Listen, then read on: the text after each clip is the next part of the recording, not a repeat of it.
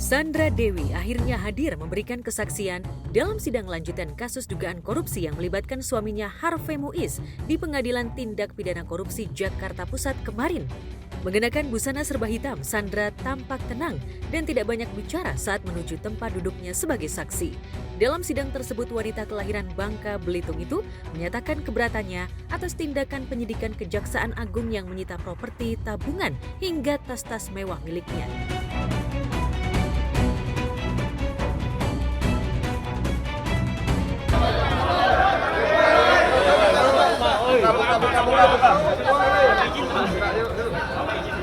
Buka. Masih jalan. Mbak Sandra. Mas Sandra, jadi buat untuk apa, Mbak? Di tahun 2012 saya memulai yang namanya endorsement, yaitu bentuk periklanan yang menggunakan sosok yang terkenal, artis terkenal untuk mempromosikan suatu barang. Di tahun 2014 ada lebih dari 23 toko-toko tas branded Indonesia ini yang endorse saya, yang memberikan saya tas. Di mana ketika mereka memberikan tas itu, saya mempromosikannya di sosial media saya yang memiliki pengikut 24,2 juta followers. Di mana ketika tas itu datang, saya promosikan, saya unboxing, saya buka kotaknya, saya posting kalau tas ini di-endorse oleh toko apa. Ini sudah 10 tahun dan ada ratusan tas yang sebenarnya. Di dalam dakwaan penuntut umum kan ada 88. Tapi sisanya yang tidak saya pakai, saya jual. Jadi tas ini tidak saya dapatkan, ketika saya pakai saya foto, kemudian saya posting. Jadi saksi saya banyak kalau tas ini endorsement dan tidak pernah dibeli oleh suami saya, karena suami saya tahu saya sudah mendapatkan tas ini dari tahun 2014.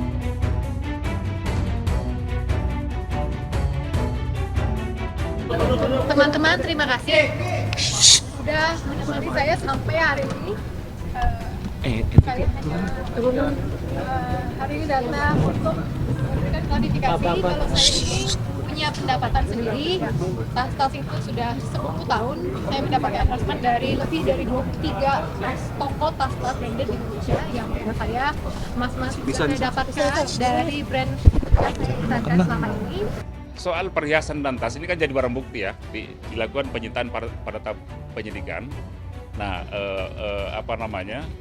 tentu ada standar pada saat penyidikan apakah tas-tas ini atau aset ini diperoleh masuk dalam tempus perbuatannya baik TPK maupun TPPU. Saya kira tadi sudah dijelaskan sebagian besar ya tas-tas yang disita tadi itu masuk dalam tempus TPPU. Jadi 2018, 19, 20 ke atas itu sumber dari perolehan tas-tas itu. Semua properti, tabungan, dan juga tas-tas mewah miliknya itu bukan pemberian suaminya. Properti dan semuanya yang disita Kejaksaan Agung itu hasil dari endorsement dan bukan pemberian Harvey. Nah sebetulnya, jadi silakan saja kalau saksi Sandra Dewi menerangkan mengenai aset-aset itu tidak ada kaitannya, silakan saja kita hargai karena itu memang keterangan saksi. Tapi kemudian kita kan bicara soal bukti-bukti lain yang saya kira mungkin nanti kesimpulan dan analisnya nanti kita kombinasikan apakah kemudian itu betul bukan dari hasil endorse misalnya atau segala macam. Tapi kita akan lihat karena yang pasti adalah secara umum aset-aset tadi yang disampaikan itu masuk dalam tempus ya. Tadi disampaikan juga tadi di penyidikan pun sebetulnya belum pembuktian mengenai mengenai sumber perolehan juga belum disampaikan secara lengkap ya. Tadi kita lihat memang disampaikan tapi ya kita harus lihat dulu karena kami pun sampai saat ini belum mendapatkan bukti atau dokumen terkait dengan bahwa itu kemudian hasil dari endorse atau apa. Di tengah protes kerasnya, Sandra Dewi seketika tak mampu membendung air matanya ketika ditanya ihwal anak. Sejak Harvey ditahan sebagai terdakwa kasus korupsi timah yang merugikan negara, anak-anaknya selalu bertanya. Hal itulah yang membuat Sandra menangis pun dengan Harvey yang larut dalam kesedihan. Tak sampai di situ, Sandra Dewi kembali menangis ketika menceritakan jika tak memiliki uang dan harus meminjam ke orang tua dan adiknya lantaran rekening tabungannya diblokir Kejaksaan Agung.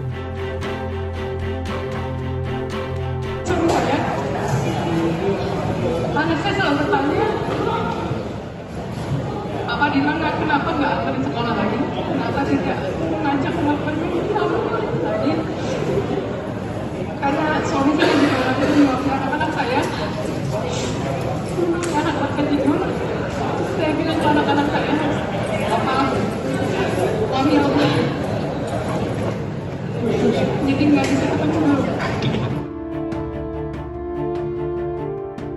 hanya Sandra Dewi, dalam sidang tersebut hadir juga adik kandung dan adik iparnya sebagai saksi. Sandra Dewi tampak begitu lantang dan tegas ketika menjawab semua pertanyaan yang datang. Inti dari kasus ini setelah saya mencari tahu adalah BUMN alias PT Timah mengundang dan mengajak swasta untuk bekerja sama untuk kepentingan BUMN, yaitu kepentingan negara PT Timah. Swasta hanya menjalankan saja, hanya membantu saja BUMN untuk kepentingan negara. Jadi swasta-swasta ini hanya menjalankan apa yang mereka disuruh. Dan saya yakin PT Timah pun mengajak swasta bekerja sama dan mengundang swasta-swasta ini untuk kepentingan PT Timah, untuk kepentingan BUMN dan untuk kepentingan negara. Dan apakah adil disalahkan ada kerjasama yang hanya 1,5 tahun antara swasta dan juga PT Timah? Jadi saya harap jika ada aksi seperti ini harus ada juga solusi, peraturan yang cocok dengan keadaan dan kondisi untuk masyarakat Bangka Belitung. Jadi hari ini saya hanya menyampaikan apa yang saudara saya sampaikan di Bangka Belitung. Semoga ada peraturan yang sesuai dengan kondisi untuk masyarakat, karena ini bukan hanya masalah saya tapi masalah karena swasta-swasta ini adalah orang-orang yang sangat membantu perekonomian di Bangka Belitung, memberikan pekerjaan yang banyak, memberikan banyak hal-hal yang baik untuk masyarakat.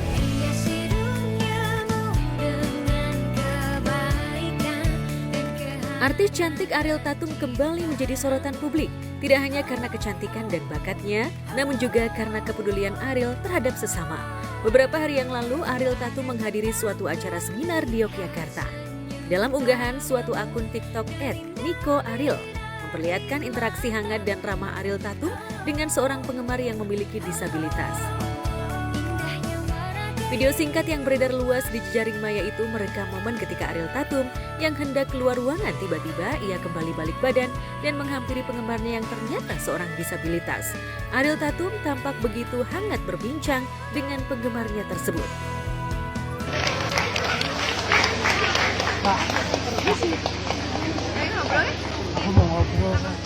Luar biasa.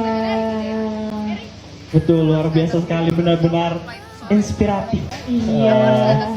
Perbincangan yang sangat inspiratif. Wah. Jadi nggak rugi nih pasti kalau udah datang ke sini kan ya. Tentunya nggak rugi dong. Iya. Ariel Tatum sama sekali tak canggung untuk berinteraksi dan bahkan terlihat begitu menikmati percakapan tersebut. Gestur tubuhnya yang terbuka, senyum yang tulus membuat banyak orang merasa tersentuh.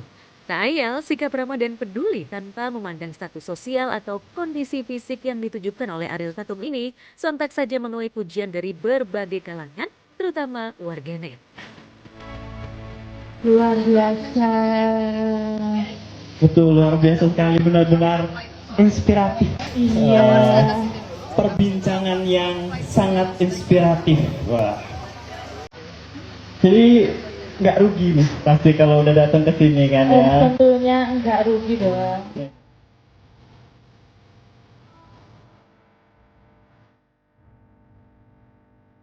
Jauh sebelumnya, aksi peduli juga dilakukan oleh Prilly Latuconsina. Demi bisa berbaur dengan penggemarnya yang memiliki keterbatasan pendengaran, Prilly belajar menggunakan bahasa isyarat. Langkah ini merupakan wujud nyata dari kepeduliannya terhadap para penggemar tuli yang kerap hadir di setiap acara dan premier film yang ia bintangi.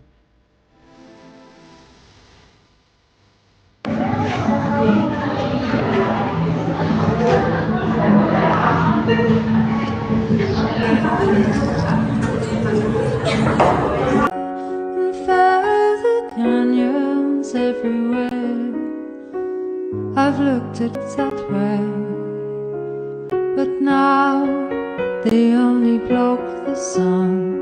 They rain and snow on everyone.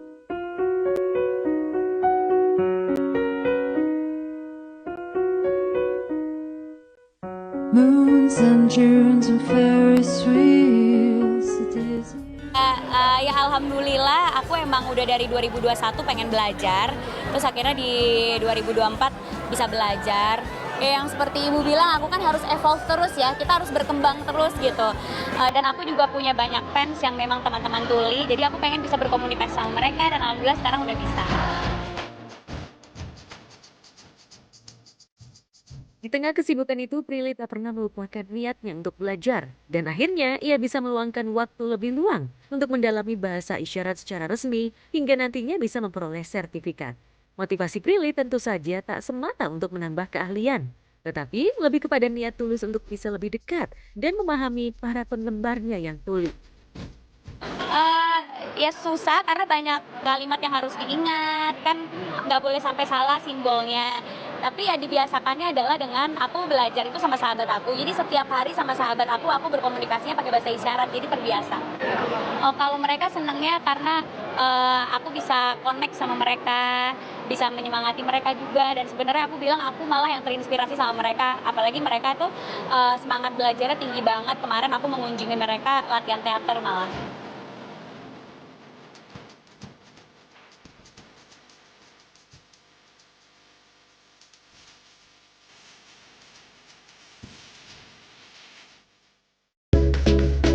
Malah pada suka karena kayak nggak malu gitu jalan yang sesederhana ini. Ini jengkolnya, lihat betapa manisnya dia.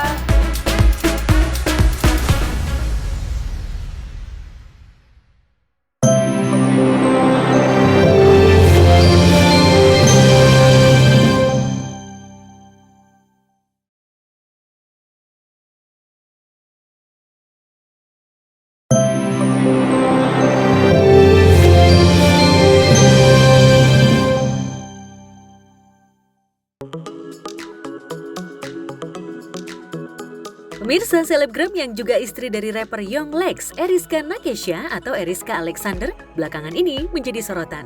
Bagaimana tidak, menjajal kemampuannya dalam bidang bisnis kuliner Nusantara. Serunya, sebagian besar menu yang dijual di warungnya murni hasil racikan dan masakan sendiri. Ditemui di kediamannya kawasan Cibubur, Eriska mengaku jika ia harus bangun jam 4 pagi untuk mulai memasak. Guys, jadi hari ini aku udah siap-siap mau OTW ke warung dekat di belakang rumah. Ini persiapannya udah dibawain satu-satu dan kita masak tadi dari jam 4.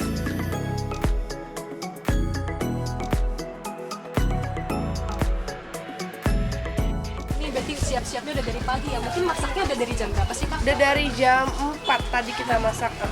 Bahan-bahannya udah disiapin dari hari ini buat masak besok, jadi pagi-pagi udah tinggal tumis-tumis aja gitu. Eriska mengaku jika warung dan konsep yang diusungnya merupakan idenya sendiri dan sudah izin dengan suami. Eriska beralasan jika ia membuka restoran akan berbeda ceritanya, bahkan besar kemungkinan pengunjungnya akan sedikit.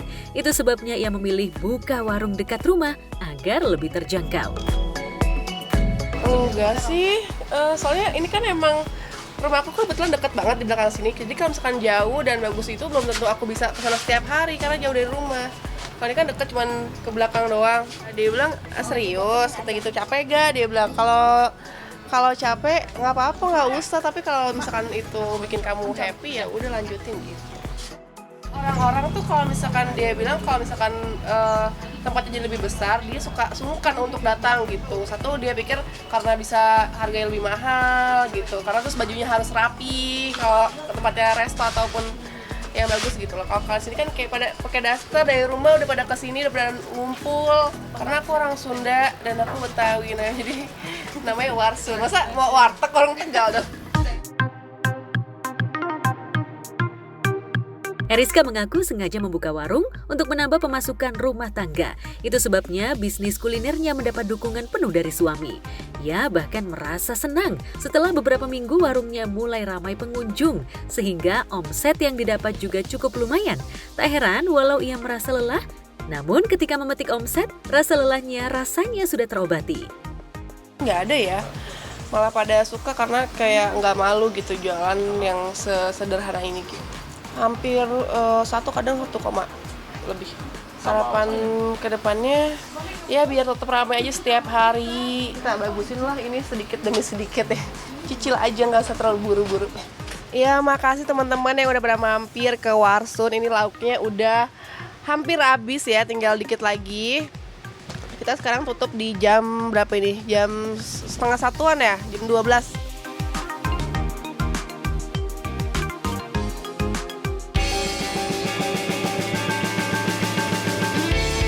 Mantan personil Mahadewi Tata Janeta kian mantap menggeluti dunia bisnis kuliner di kawasan Cipete, Jakarta Selatan. Tata yang ditemui mengaku jika sebagian besar menu yang dijual di warungnya itu adalah hasil sentuhan tangannya sendiri. Soal harga tentu saja disesuaikan dengan lingkungan sekitar warungnya. Kalian akan pusing. Nah kebetulan karena suamiku kantornya di sini kan di Cipete, jadi kita selalu ketemu gitu. Dia pasti kesini untuk, ya emang dia kesini mulu. Tadi juga ada kan. Kantornya di sini dekat, ya kita tetap bisa saling berjumpa. Lujeng Sumping, hari ini aku mau melayani Mbak Mei yang ada di depan sana minta nasi liwet komplit. You choose. Langsung terjun, karena anak-anak juga kan masih baru ya. Tunggu ya, bentar aku ambil air. Ibunda pakai jengkol ya. Ibunda pakai jengkol. Ini jengkolnya, lihat betapa manisnya dia. Dan ini aku ngebumbuin sendiri ya, bikin sendiri ya.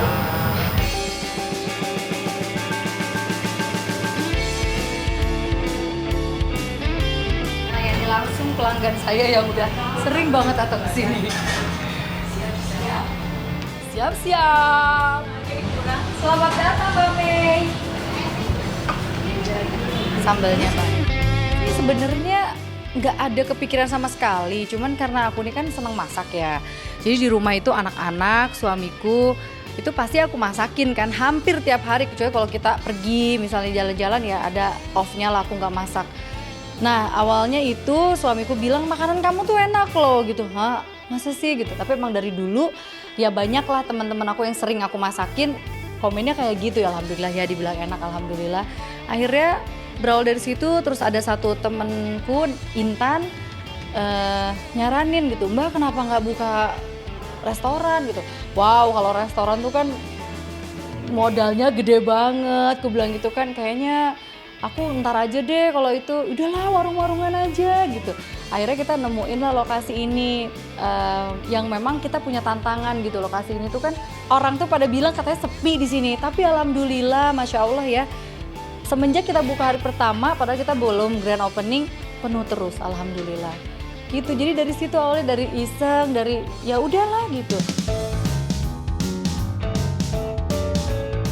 Bukan hanya meracik dan memasak, menurut Tata Janeta, segala keperluan warung hingga penyajian makanan ke pelanggan serta proses cuci piring dilakukan pula oleh istri Broto Seno itu. Udah sih nanti aku punya asisten yang benar-benar bantuin aku masak ya. Jadi aku tinggal kayak gini gitu. Sekarang semua masih sendiri gitu. Karena kan gini, setiap orderan orang kan beda-beda. Nah itu masih belajar untuk memanage di dapur.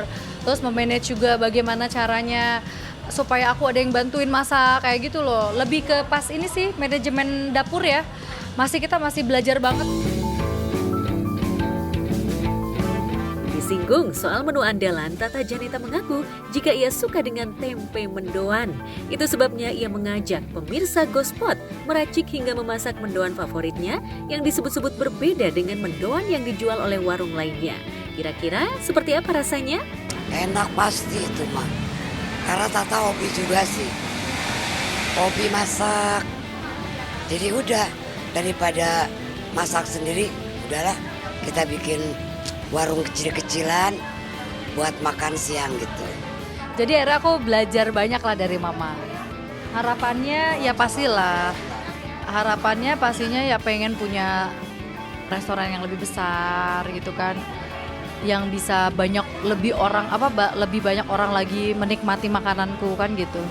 Mudah-mudahan bisa buka cabang, kayak gitulah harapannya. Ya mudah-mudahan Allah ijabah ya.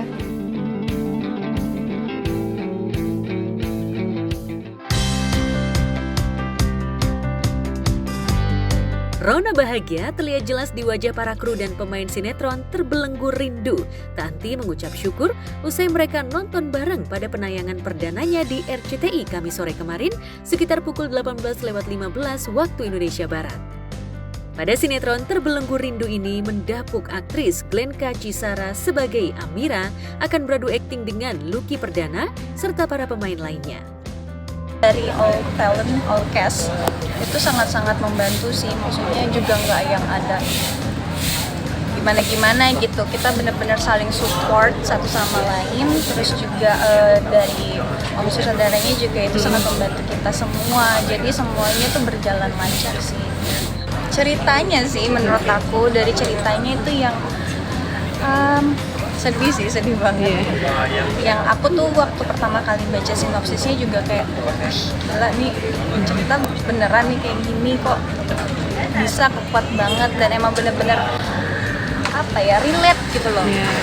Orang yang mendapat musibah bertubi-tubi pasti akan kena mentalnya, bagaimana cara menjalani untuk kedepannya, harus survive sendiri, kehilangan anak dan suami gitu. Emang benar-benar bagus sih menurut aku, dan relate dengan kehidupan kita. Mas Oka kebetulan memang di episode pertama di Terbelenggu Rindu masuk sebagai suami Amira. Glenka terlihat total memerankan Amira, tokoh perempuan cantik yang baik hati dan selalu positif memandang hidup. Namun Amira berubah setelah kematian suami dan anaknya. Lantas bagaimana kelanjutan hidup Amira yang semakin terpuruk? Alhamdulillah dari keluarga sih juga responnya juga baik, dan aku tadi sempat nonton juga, memang udah nggak ada Elsanya sama sekali.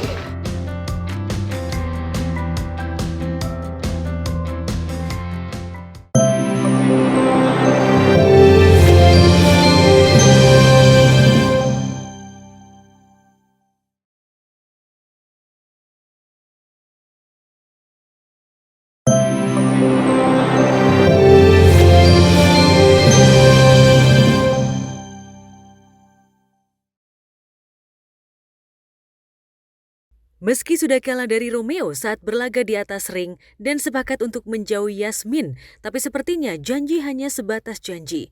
Diam-diam, Rangga dengan Ajeng merencanakan niatnya untuk mengundang makan malam Yasmin bersama keluarga Cakradinata sekaligus melancarkan aksinya untuk melamar Yasmin. Tentu ajakan itu membuat Romeo berkubang dalam galau. Aku benar-benar gak nyangka kalau nanti malam Yasmin ternyata mau datang untuk acara makan malam bersama. Dan aku emang udah sengaja beliin gaun buat dia. Mudah-mudahan aja kurirnya gak terlambat untuk nganterin gaun itu. Unik sih menurut aku. Dia adalah wanita yang susah ditebak. Kira-kira dia suka sama aku gak ya? Soal acara undangan makan malam itu, aku rasa ada hubungannya sama Mas Angga mau ngelamar kamu deh. Ya, Romeo berharap sih dengan itu Rangga udah berhenti gangguin Yasmin dan gangguin Romeo juga gitu. Karena kan memang udah pacaran kan Romeo sama Yasmin. Tentu saja ajakan keluarga Cakradinata itu dimanfaatkan betul oleh Yasmin. Apalagi Yasmin bakal masuk ke keluarga Cakradinata untuk menyelidiki siapa orang yang telah membunuh orang tuanya setelah mengetahui isi rekaman video singkat Heru. Ya, aku nggak tahu. Just in case kalau misalnya itu terjadi, kamu mau gimana?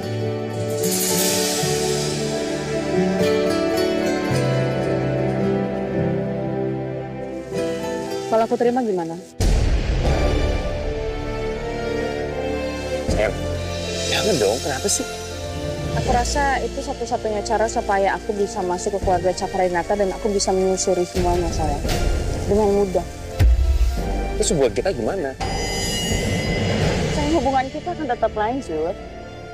Gak ada yang salah sama hubungan kita. Semua akan baik-baik aja. Cuma aku rasa aku harus terima lamaran ini. Kalau sampai Pak Rangga ngelamar, aku harus terima. Karena biar aksesnya lebih gampang. Sayang, kan kamu tahu.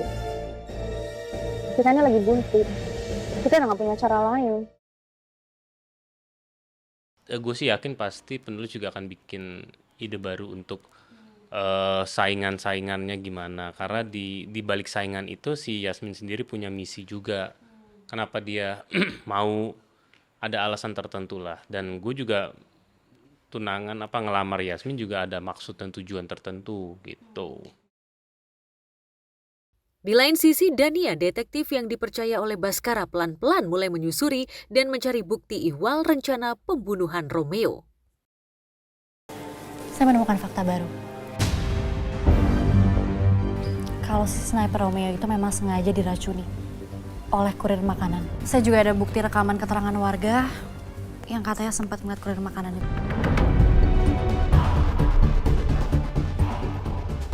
Saya juga udah ngelacak restoran dan emang bener Pak, ada pesanan ke alamat si sniper di waktu yang sama dengan waktu perkiraan kematian sniper.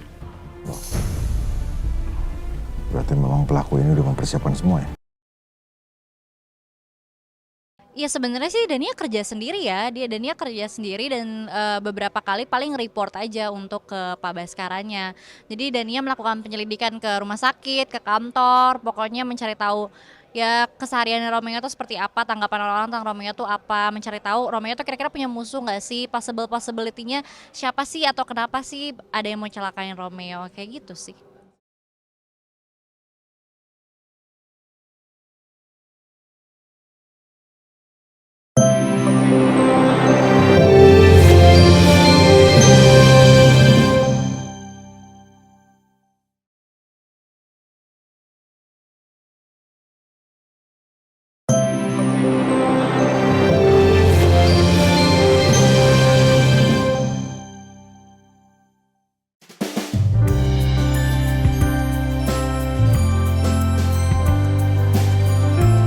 Pemirsa, anak Baim Wong dan Paula Verhoeven, Kenzo El Drago Wong, baru saja merayakan ulang tahun yang ketiga pada 9 Oktober 2024 kemarin.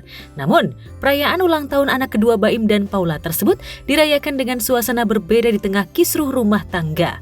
Melalui akun Instagram pribadinya, Paula sempat membagikan momen saat dirinya menyempatkan untuk memberikan kejutan di hari ulang tahun sang anak.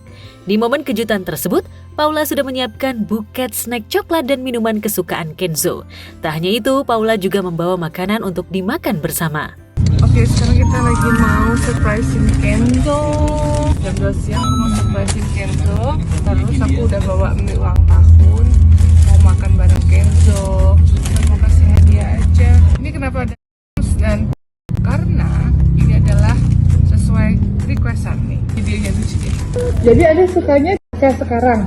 Iya, sama minum apa ya dulu kacang dulu. Jadi coklat dulu mau apa enggak? Enggak maunya kayak dulu. Sama blue. Oke sayang. Udah sampai pulang lagi. Sampai sekian. Nama Kenzo bener. Kenzo. Gemes ternyata kayak gini bisa pilih isinya apa aja. Kenzonya mana Pak? Kenzonya di mana Pak? Kenzonya di mana? Tadi juga lagi keluar, nanti dari pagi. Namun miris, niat hati Paula memberikan kejutan untuk anaknya bertepuk sebelah tangan dan belum berhasil. Lantaran saat Paula datang ke kantor Baim, anak bungsunya tak berada di tempat. Setibanya di kantor Baim, Paula hanya menemukan hiasan ulang tahun tanpa ada Kenzo di sana. Hanya ada satu orang di kantor, namun tidak mengetahui keberadaan Baim dan anak-anak. Terlihat raut kecewa di wajah Paula.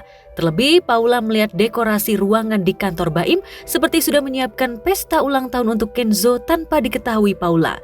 Dalam videonya, Paula juga sempat membubuhi caption, "Enjo, mamanya kelupaan diundang ya?" Namun menutupi kekecewaannya, Paula menambahkan emoji tersenyum dalam captionnya. Keluar, nanti dari pagi. Dari pagi kemana? Nggak tahu deh. Ini jam berapa acaranya Pak? Juga nggak tahu sih. Dia anaknya nggak ada ya? Anaknya nggak ada? Dari pagi. Ya, karena tidak bertemu dengan Kenzo, menahan kecewa dan sedihnya, Paula akhirnya meletakkan buket hadiah yang dibawanya di salah satu meja di sudut kantor. Dalam buket hadiah tersebut juga tertulis pesan menyentuh untuk Kenzo. Dalam suratnya, Paula seolah menyiratkan agar anaknya tetap merasakan kalau orang tuanya tetap utuh menyayanginya. Happy birthday Kenzo, sehat-sehat, mama, papa berdoa agar Kenzo selalu menjadi anak yang soleh. Love always, mama, papa. Kita kasih di sini dulu. Bismillah.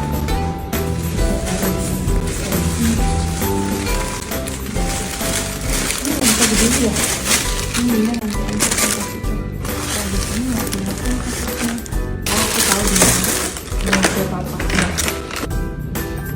Nanti mama datang lagi, Kenzo. Kenzo pergi. Mama nggak tahu kemana dia. Yuk, nanti kita lagi bawa dulu ya. Mau makan sama Kenzo. Jadi nggak tahu jam berapa ya acaranya Pak. Jadi pergi dari jam berapa Pak? Pagi. Jam berapa kan ya lupa saya pas nyiapin ini. Kesabaran Paula pun berbuah manis. Pada akhirnya setelah gagal bertemu siang hari, Paula datang lagi ke kantor Baim sekitar pukul 10 malam. Beruntung dua putra Paula sudah berada di kantor Baim sebelum hari ulang tahun Kenzo berakhir. Mana ya yang akan kamu pilih? Dokter. Anak Mama Soleh, cium. Namun warganet justru menyorot wajah Kiano, putra pertama Baim, yang tampak sedih ketika menghabiskan waktunya bersama Paula. Lagu Bunda Melly Goeslaw yang ditambahkan Paula dalam videonya membuat suasana sedih semakin terasa.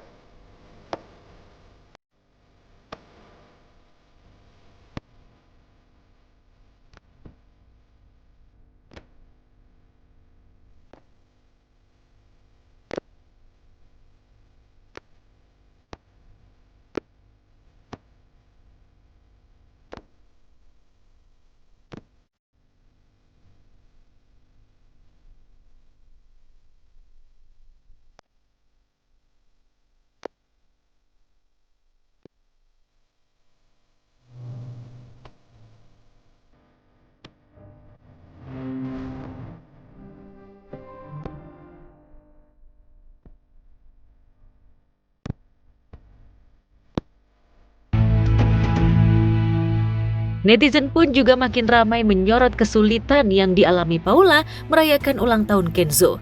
Netizen berspekulasi Baim Wong seolah menghalang-halangi pertemuan ibu dan anaknya. Tak hanya itu, surat yang ditulis Paula untuk Kenzo juga menyorot perhatian warganet.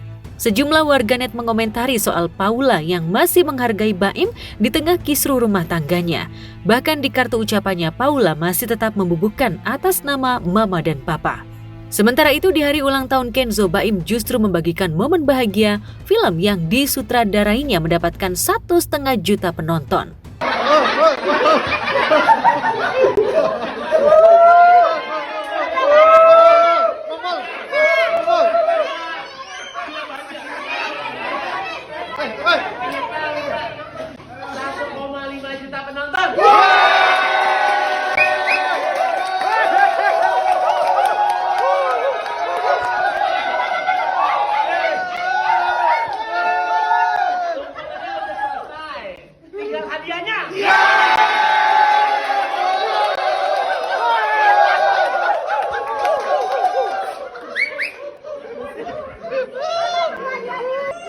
Hadiahnya semua orang di sini termasuk kakakku ini dapat 1,5 juta.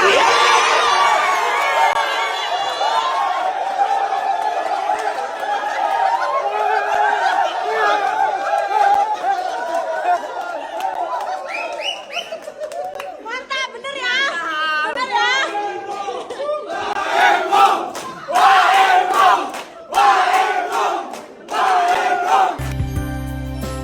Ya, hingga saat ini Paula memang belum buka suara mengenai perceraiannya dengan Baim. Namun belum lama ini di salah satu podcast, Paula yang hadir sebagai bintang tamu sempat mengurai perihal dirinya yang selalu menomorsatukan keluarga. Meskipun saat ini diketahui Paula sudah mulai sibuk kembali bekerja dan mulai jadi businesswoman. Anak-anak juga udah mulai membesar kan, udah bisa diatur waktunya gitu, walaupun tetap buat aku keluarga nomor satu. Jadi ngantar sekolah masih, ngantar anak, kebutuhan anak semua udah aku harus penuhin keluarga gitu. Nah baru setelah itu baru urusan aku pribadi, ngurusin sesuatu. Jadi sebenarnya lebih kayak passion sih. Sebenarnya aku juga masih belajar juga bisnisnya. Jadi aku sebenarnya belum sibuk-sibuk amat, tante. Sibuk aja. Sibuk aja di media sosial ya? Enggak lah, ya makanya aku nggak sibuk-sibuk amat. Jadi sebenarnya masih terukur ya waktunya. Masih terukur dan masih sama aja. Alhamdulillah nggak ada yang terbengkalai satupun, cuman lebih kayak mungkin ya terkadang itu mungkin karena sekarang aku punya orang sosial media kali ya, jadi aktif. Kalau dulu kan nggak pernah di syuting, jadi lebih ke situ aja. Tapi kalau dibilang dari tahun lalu juga aku sebenarnya sudah berkolaborasi juga kan dengan satu brand. Aku pengen punya sesuatu kayak pengen punya misalnya contoh bisnis fashion gitu. Tapi untuk awalnya pasti aku tes dulu marketnya. Apa sih yang masyarakat mau dari aku, apa yang aku suka. Dari situlah aku berkolaborasi sama beberapa brand. Dan di situ kita tahu, oh berarti ini ya. Berarti kedepannya nanti kalau aku bikin sesuatu sendiri, aku udah tahu nih market aku tuh seperti apa. Terus ditambah lagi kan sekarang pasti ada perubahan. Dengan aku sudah berhijab, otomatis marketnya seperti apa. Nah jadi sebenarnya itu lebih kayak apa ya, tes market aja gitu awalnya. Tapi ya kalau sekarang sebenarnya nggak ada banyak perubahan. Aku tetap masih banyak di rumah, masih punya spend time waktu sama anak-anak, sama keluarga. Ya ini lebih kayak ada orang aja yang videoin, jadi kesannya aktif di mana-mana. Dalam podcast, wanita kelahiran Semarang, Jawa Tengah ini juga mengaku dirinya memang sudah bekerja jauh sebelum menikah. Diketahui Paula berkarir di dunia modeling sejak tahun 2001. Paula mengungkap dirinya sangat suportif perihal urusan karir dan rumah tangga dan selalu tetap mengutamakan izin dari pasangan. Ya, setelah menikah dirinya bisa saja memilih untuk menjadi ibu yang bekerja. Namun, selama pernikahan dengan Baim, Paula diketahui sempat vakum sejenak dari dunia model dan fokus mengurus anak-anak dan keluarga.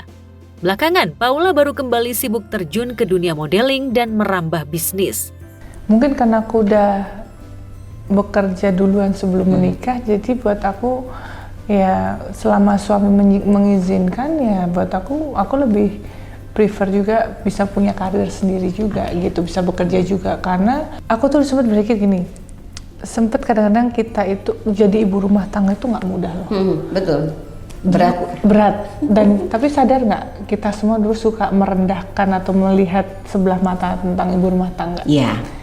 Oh, kerjanya cuma di rumah gitu. Oh, cuma ibu rumah tangga gitu. Oke. Karena aku ada di masa memang maksudnya nggak, selama suami aku support, pasangan aku support gitu, itu aku akan tetap berkarir. Tapi kalau misalnya pasangan aku bilang kamu fokus aja sama keluarga, aku pasti akan lakuin itu. Tapi ada momen misalnya kemarin kita kayak corona apa ya, aktifnya kan di rumah pas kemarin. Ada momen aku fokus sama keluarga aku gitu.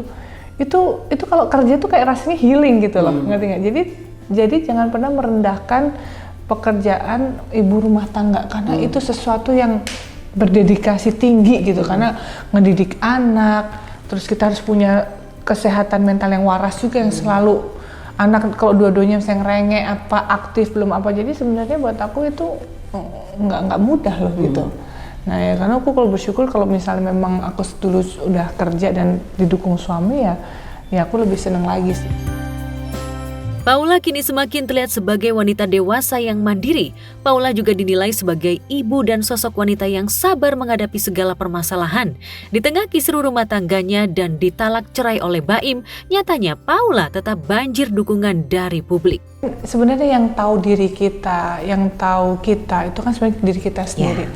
Maksudnya rumah tangga kita, dan saya yakin sih setiap rumah tangga tuh pasti ada masalah. Pinter-pinter kita menanggapi itu sih. Makanya kenapa balik lagi ya, kalau aku balik lagi ke Allah ya. Jadi maksudnya dalam arti kita minta bimbingan Allah aja gitu. Jadi pertama memang nggak mudah karena aku juga merasakan sendiri. Jadi pertama itu terkadang kita harus selalu bersyukur apa yang udah kita punya gitu. Begitu misalnya masalah datang misalnya gitu, kayak misalnya tiba-tiba suaminya meninggal atau apa, ya udah mungkin nextnya kita harus gimana ya. Bener ya, kita sebagai manusia tuh punya jiwa survival mode gitu. Apapun kondisinya, aku yakin perempuan itu kuat dan dia bisa ngelewatin itu semua. Aku mungkin selain bersyukur dan survival mode itu, kita juga selalu harus minta pertolongan Allah gitu, entah ditunjukin seperti apa. Karena aku yakin semua apapun masalahnya itu pasti sudah Allah kasih, itu pasti kita bisa ngelewatin itu.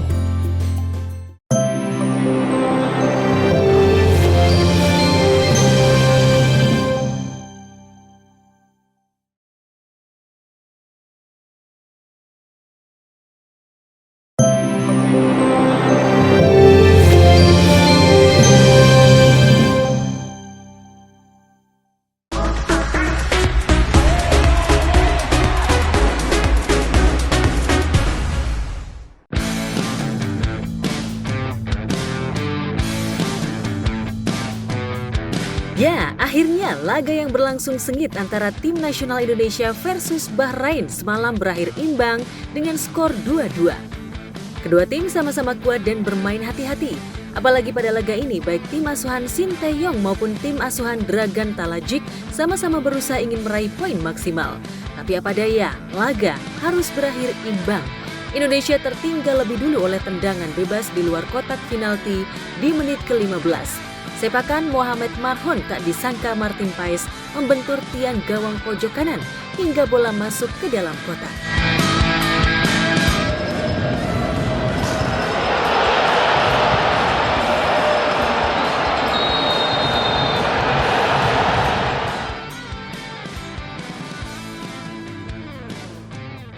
Indonesia sempat menyamakan kedudukan lewat tendangan bola dalam kemelut gawang Bahrain. Ragnar Oratmangun sukses menjebol jala gawang Bahrain di menit 45 sebelum turun minum.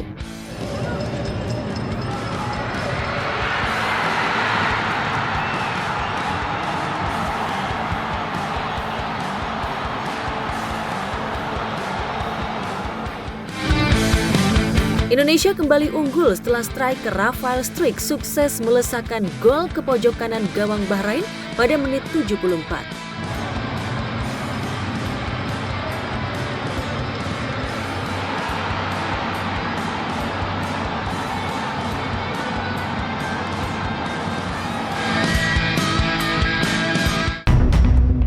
Sejak gol kemenangan dari Rafael itu seolah kemenangan sudah di depan mata. Sayangnya menit tambahan waktu yang sedianya hanya 6 menit tiba-tiba ditambah oleh wasit. Dan di menit tambahan waktu ke-9 itulah gol kontroversial dari sepakan pojok sukses dilesakkan kembali oleh Mohamed Marhon. Protes keras sempat terjadi hingga manajer timnas diganjar kartu merah. Tapi peluit panjang sudah ditiup wasit. Tidak bisa Iya, Shane Patinama harus bisa dijaga ya, agar tidak terpancing lagi. Memang ini mengecewakan, begitu menyakitkan. Dan bagaimana caranya di penghujung laga ada tambahan yang mungkin kita anggap misterius ini. Iya, ini memang sesuatu yang 3 menit lebih. Sangat kontroversial ya. Artinya bahwa semua mata memandang. Tapi dalam hati aneh, Anu udah feeling. Kami nggak ngomong sama siapa-siapa. Feeling aneh hati aneh itu udah ngomong. Ya kalau nggak dikasih penalti ini, ya pojok biasa deh. Tapi benar kan salah satu. Yang nggak mau lah sampai timnya kalah, mau ditonton sama pangerannya, sampai terjadi kekalahan tuh nggak mungkin. Ya nggak tahu deh wasitnya ini kayak gimana. Sebelum laga sengit berlangsung, saywar antara supporter tim Garuda dan media Bahrain memang sempat terjadi.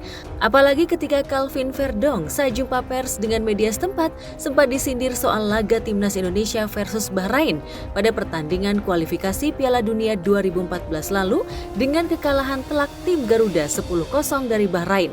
Kala itu, Verdong memperlihatkan raut wajah kesal, meski berusaha tak mau terpancing oleh pertanyaan yang berupaya memancing emosi tersebut. Bahkan di jagat maya beredar video reaksi Sinteyong yang merasa tidak tahu ketika ditanya Indonesia pernah kalah 10-0 dari Bahrain. The last match between Bahrain and Indonesia in this stadium, and the result it's 10-0 for Bahrain. It's mean anything for the coach for tomorrow match.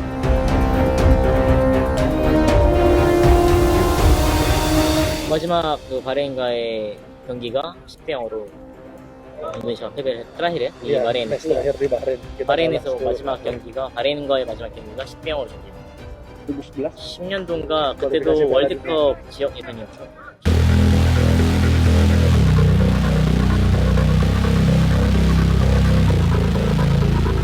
Antusiasme tak kalah membahana juga dilakukan nyaris seluruh lapisan masyarakat di setiap penjuru tanah air yang menggelar nonton bareng.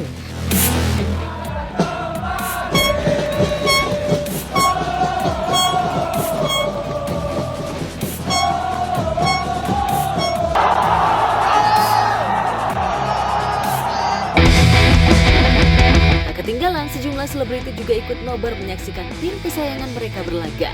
Lihat saja bagaimana situasi nobar yang berlangsung heboh dan menegangkan di beberapa tempat berbeda, termasuk yang digelar para pesohor yang tergabung dalam Celebrity FC.